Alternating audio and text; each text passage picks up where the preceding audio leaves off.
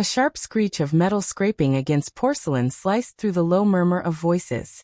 The sound was quick, jagged, more cutting than the bursts of laughter tumbling around the table. She dropped her words as casually as if she were asking for another pour of Merlot.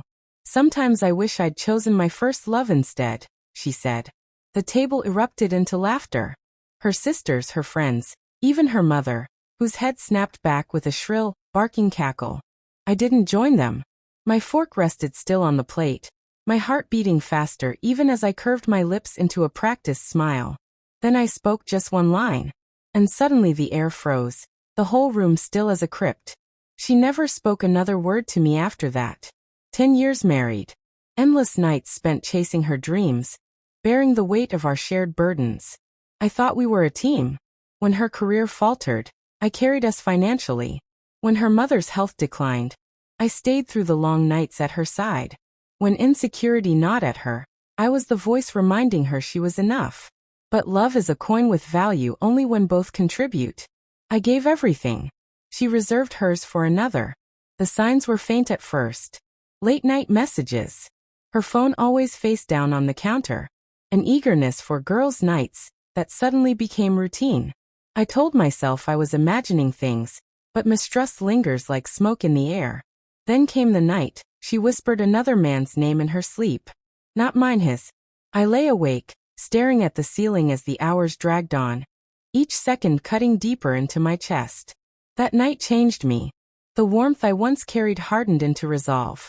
I didn't confront her. That would only tip my hand. Instead, I observed her secret smiles at her phone, the sparkle in her laugh when a message chimed, expressions I hadn't seen directed at me in years. I traced the breadcrumbs. His name was Daniel. Her old flame, the one before me. The truth revealed itself in emails, in a hidden cloud folder crammed with photos. She wasn't reminiscing. She was actively living another life with him. That dinner remark hadn't been a slip of the tongue. It was a veiled confession, masked as humor, testing to see how I'd react. But I didn't answer with rage. Anger is messy, it leaves traces. I chose precision. First, I secured my finances. I funneled income into an account she didn't know existed. The house was mine on paper, and I ensured it stayed that way. She assumed marriage meant equal ownership. She hadn't bothered to read the fine print. Next, I built my case. Screenshots, recordings, a meticulous log of times, dates, and hotel receipts.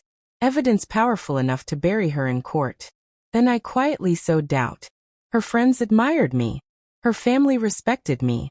I let them see her cracks, an arched brow at a lie, a subtle shake of the head when her stories didn't align.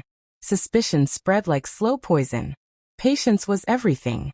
Revenge demands the right moment. And she handed it to me. That dinner. That remark. I wish I'd chosen my first love instead. The table laughed as if it were harmless.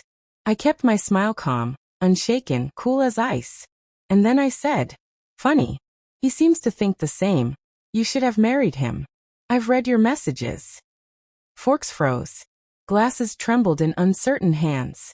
Her face drained of color, as though life itself had been pulled from her.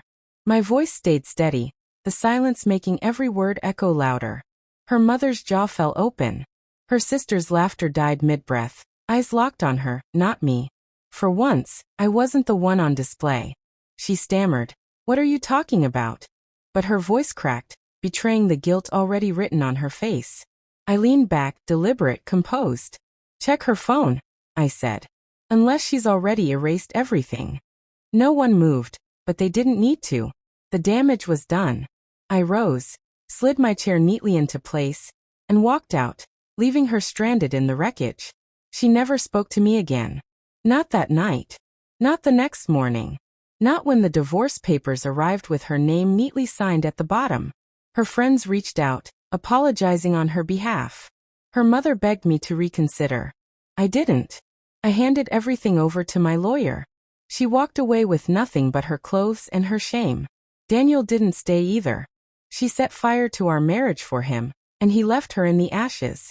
Every bond she once held slipped through her fingers. I still recall that dinner sometimes. The clatter of cutlery, the brittle laughter, the tremor in her hand when I spoke. She thought she was untouchable. She thought I'd crumble. She never understood the strength of silence. She never understood me. I regret nothing. Not a word I said. Not a step I took. Real revenge isn't shouting or begging.